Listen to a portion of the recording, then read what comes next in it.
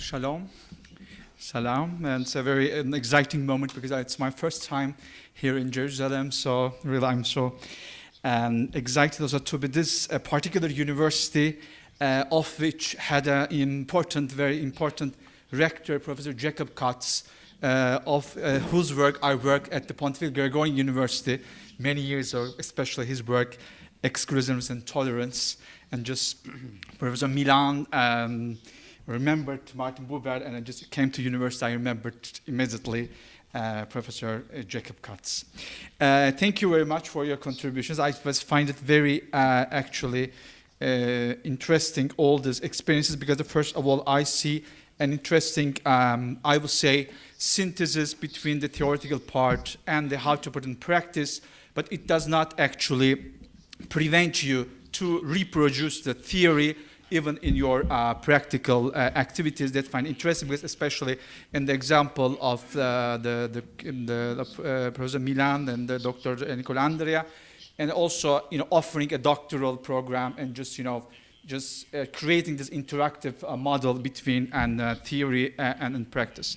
I will focus on very few remarks actually on three cases of this Italy, Brazil, and Colombia, Spain. And then the thing is, here I would like to a little bit give, I'm a sociologist by training, so here what I just see, basic concept of Bourdieu, I think, is emerging in the three cases.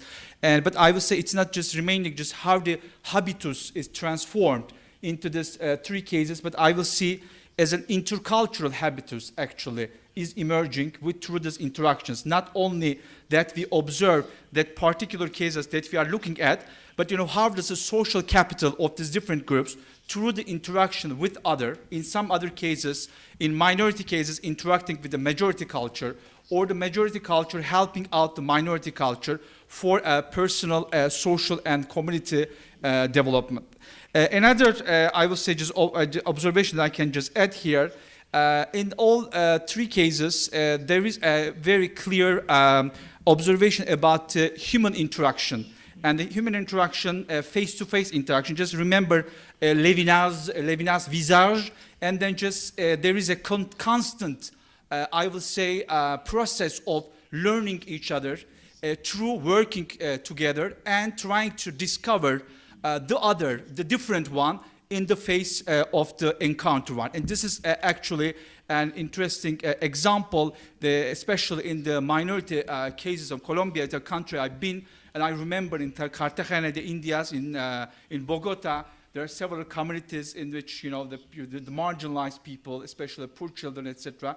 Here, especially just looking at just the faces and all of these people and putting yourself into interaction with this reality, actually just creates another, I will say, possibility to discover not only the other but also yourself, and then just the identity becomes in a way fluid, but in a way very interactive. It's not a I will say the stable identity, but it's a constantly changing and reinforcing identity.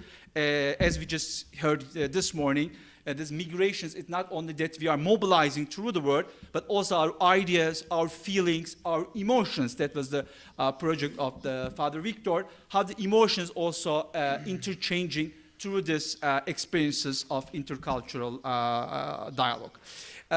Another task maybe that was asked, just because here we are together so much inspired by the encyclical of Pope Francis, Laudato Si. Laudato Si makes different, I would say, references to work together to create, already Pasquale Ferrara mentioned that, to create a conversation among each other so that we can discover ourselves through the face of the other. And that is also another, I would like to give a reference in the spirit of Pope Francis.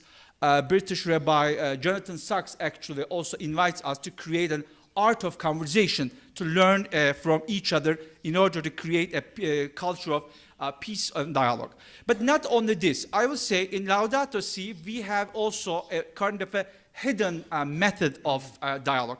In Laudato Si, you see Pope Francis makes very interesting references. For instance, in order to make a reference, I think it's also basic concept in our cases here.